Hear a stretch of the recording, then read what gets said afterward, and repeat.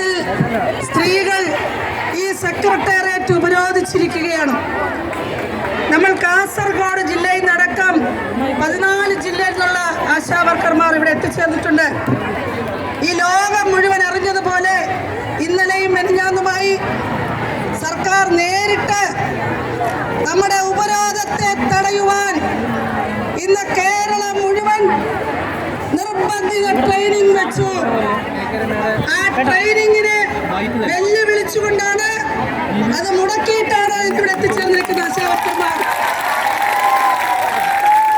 ഈ കേരളത്തിലെ 26,125 ആശാവർക്കർമാരും മനസ്സുകൊണ്ടിപ്പോൾ ഇവിടെയാണ്. അവരെ പൂട്ടിയിട്ടിരിക്കുന്നു. ഈ ഭരണകൂടം നമ്മുടെ ആശാവർക്കർമാരെ വിവിധ ജില്ലകളിൽ പൂട്ടിയിട്ടിരിക്കുന്നു. പക്ഷേ കാരണം പാലക്കാട് ഇപ്പോൾ ഫോട്ടോ വരുന്നു. അവർ സ്വന്തം PHSയുടെ മുന്നിൽ കറുത്ത വാക്ക് ധരിച്ചുകൊണ്ട് പ്രതിഷേധിക്കുന്നു.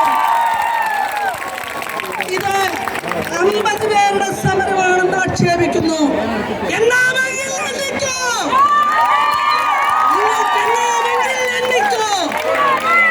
ഈ കേരളത്തിലെ ആശാവർക്കർമാർ ഒരു സംഘടിത ശക്തിയായി വരുന്നു. നമ്മളപ്പുറത്ത് കണ്ടു അംഗൻവാടി ടീച്ചർമാരും ഹെൽപ്പർമാരും ഇന്ന് മുതൽ അനിശ്ചിതകാല രാപ്പകൽ സമരം ആരംഭിച്ചിരിക്കുന്നു. പണിയെടുക്കുന്ന ആളുകൾ, കൂലിക്ക് വേണ്ടി പണിയെടുക്കുന്ന ആളുകൾ പൊരുതാനുറച്ച തെരുവിലേക്ക് വരികയാണ്. നമ്മളുടെ സമരം കൊടുത്ത ആവേശം, നമ്മുടെ സമരം നൽകിയ ഊർജം ഇത് കെട്ടുപോയില്ല. ഇത് കെടാൻ നമ്മൾ അനുവദിക്കില്ല. ഒന്നാമത്തെ ദിവസം മുതൽ നമുക്കെതിരെ കേസുകൾ, ആക്ഷേപം, പരിഹാസ്യം, മ്ലേച്ഛം, അശ്ലീലം ആര് പറയുന്നു? ഭരിക്കുന്ന പാർട്ടിയുടെ നേതാക്കന്മാർ.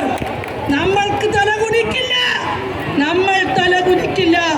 ഏറ്റവും ഒടുവിൽ ഇന്നലെ നമ്മുടെ ബഹുമാനപ്പെട്ട മുഖ്യമന്ത്രി പറയുന്നു, നിങ്ങൾക്ക് 232 രൂപ ഞങ്ങൾക്ക് അണിഞ്ഞു തരുന്നു. ഞങ്ങൾക്ക് 232 രൂപ വേണ്ട, ഞങ്ങൾക്ക് അന്തസ്സാർന്ന ജീവിതം വേണം. നിങ്ങളുടെ പ്രകടന പത്രികയിൽ പറഞ്ഞ് ഞങ്ങൾക്ക് വോട്ട് ചെയ്ത് ജയിപ്പിച്ചാൽ 700 രൂപ തരുമെന്ന് പറഞ്ഞില്ലേ, അത് ഞങ്ങൾക്ക് വേണം. 700 രൂപ വേണം. 4 വർഷം കഴിഞ്ഞു. 700 രൂപ പറഞ്ഞ അധികാരത്തിൽ കയറിയിട്ട് മുൻകാല പ്രാബല്യം ചോദിക്കുന്നില്ല. അത് ഞങ്ങളുടെ ഔദാര്യം. അതുകൊണ്ട് ഈ കേരളത്തിലെ സ്ത്രീകളുടെ ശക്തി നമ്മുടെ ഗവൺമെന്റിന് അറിയില്ല. കൂടെ സ്ത്രീകളെ നിർത്തിയിട്ട് നമ്മളെ നോക്കി അശ്ലീലം പറയുവാൻ ധൈര്യമുള്ള നേതാക്കളാണ് പാർട്ടി ഭരിക്കുന്നത്. പ്രിയമുള്ളവരെ, നമ്മൾ വിട്ടുകൊടുക്കില്ല. നമുക്കിത് വിട്ടിട്ട് പോകാൻ കഴിയില്ല. എങ്ങോട്ടാ പോകേണ്ടത്? അടിമപ്പണിക്ക്. അടിമപ്പണിക്ക് പോകണോ? അടിമപ്പണിക്ക് പോകാൻ കേരളത്തിലെ സ്ത്രീകൾ, സ്ത്രീ തൊഴിലാളികൾ, ആശാവർക്കർമാർ തയ്യാറല്ല. അതുകൊണ്ട് ഈ ഉപരോധ സമരം നമ്മളൊരു പ്രതീകാത്മകമാണ്. നമ്മളെ സംബന്ധിച്ച് നമ്മൾ ഈ ഉപരോധ സമരം നടത്തിക്കൊണ്ട് ഈ ഗവൺമെന്റിന്റെ മുന്നിൽ പറയുകയാണ്, നിങ്ങൾക്ക് നാളുമില്ലേ?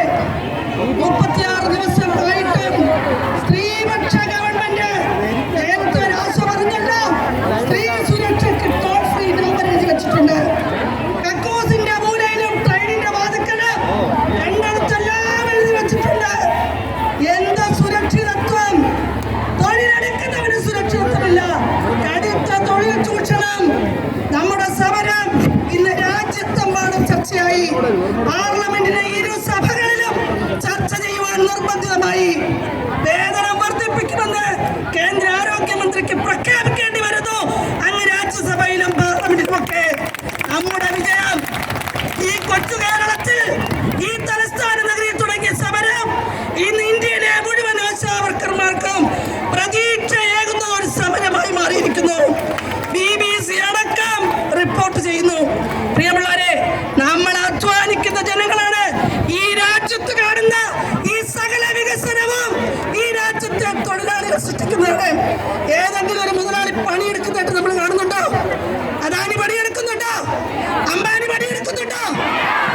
ഈ രാജ്യത്തെ ഡോക്ടറും ശാസ്ത്രജ്ഞനും എഞ്ചിനീയറും എന്തിനു സകല ആളുകളും പണിയെടുത്തിട്ടാണ് ഈ കാണുന്ന വികസനം മുഴുവൻ ഉണ്ടായത്. അതുകൊണ്ട് പണിയെടുക്കുന്നവന്റെ നേരെ നിങ്ങൾ പണിയെടുക്കാത്തവർ കണ്ണുരുട്ടി കാണിക്കണ്ട. ഞങ്ങൾ അംഗീകരിക്കില്ല. ഞങ്ങൾക്ക് പണിയെടുക്കാൻ അറിയാമെങ്കിൽ ഞങ്ങൾക്ക് അതിന്റെ കൂലി വെക്കുവാനും ഞങ്ങൾക്ക് ആർജവമുണ്ട്. അതുകൊണ്ട് ഈ ഉപരോധ സമരം സർക്കാർ കാണണം. 26,000 പേര് വന്നാലേ നിങ്ങൾ പരിഗണിക്കുമെങ്കിൽ ഞങ്ങൾ സമയമെടുത്ത് 26,000 പേരെ എത്തിക്കാം. നിങ്ങൾ പറയുന്നിടത്ത് എത്തിക്കാം. കൂലി കൂട്ടണോ വേണ്ടയോ എന്ന്. അതുകൊണ്ട് ഈ ഉപരോധ സമരത്തിൽ പങ്കെടുത്തുകൊണ്ടിരിക്കുന്ന വലിയ പ്രതിബദ്ധങ്ങളെ നിങ്ങൾ ഓർക്കണം. വരുമാനമില്ലാത്ത ആശാവർക്കർമാരാണ് ഇരിക്കുന്നത്. ഈ സെക്രട്ടേറിയറ്റ് തുടങ്ങി വെക്കുന്ന കഞ്ഞി കുടിച്ചുകൊണ്ടാണ് ഇവിടെ സമരം ചെയ്യുന്നത്. അത്തരത്തിൽ സമരം ചെയ്യുന്ന ആശാവർക്കർമാരെ നോക്കി ഇനിയും നിങ്ങൾ പല്ലിളിക്കുന്നതാണ് ഞങ്ങൾക്ക് പറയാനുള്ളത്. അതുകൊണ്ട് ഈ സമരത്തിൽ പങ്കെടുക്കുന്ന മുഴുവൻ ആശാ സഹോദരിമാരെയും അഭിവാദ്യം ചെയ്തുകൊണ്ട് ഞാൻ നിർത്തുന്നു. വിജയം നമ്മളോടൊപ്പമാണ്. വിജയം വരെയും മുന്നോട്ട്, ഒറ്റക്കെട്ടായി മുന്നോട്ട്, വിജയം വരെയും മുന്നോട്ട്, അടിവച്ചടിവച്ച് മുന്നോട്ട്, ഓരോ ചുവടും മുന്നോട്ട്,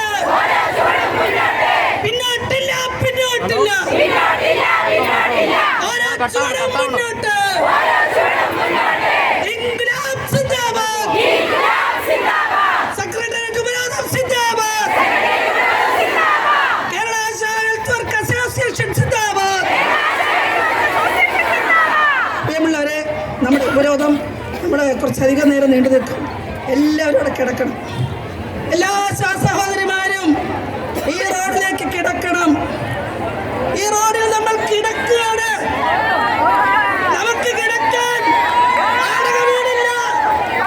ഒരു വാടക വീട് പോലും ഇല്ലാത്ത രോഗികളായ ക്യാൻസർ ബാധിച്ച കുട്ടികൾക്ക് ഭക്ഷണം വാങ്ങി കൊടുക്കാൻ പറ്റാത്ത, മെച്ചപ്പെട്ട വിദ്യാഭ്യാസം കൊടുക്കാൻ പറ്റാത്ത വളരെ ഗതികെട്ടിരിക്കുന്ന സാഹചര്യത്തിലാണ് നമ്മൾ ഈ സമരമായി ഇറങ്ങിയത്.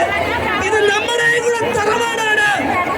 നമ്മളും കൂടെ നികുതി കൊടുക്കുന്ന പൊതുസ്ഥലമാണിത്. നമ്മളിവിടെ കിടക്കും. സ്ത്രീകളെ തെരുവിൽ കിടക്കും. ലോകം കാണട്ടെ.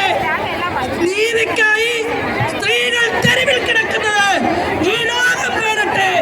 ഈ കേരളം തീരുമാനിക്കട്ടെ ഇവിടെ ഇങ്ങനെ കിടത്തണോ വേണ്ടയോ എന്നുള്ളത്. ഇത്രയും പറഞ്ഞുകൊണ്ട് അഭിവാദ്യം അർപ്പിച്ചു.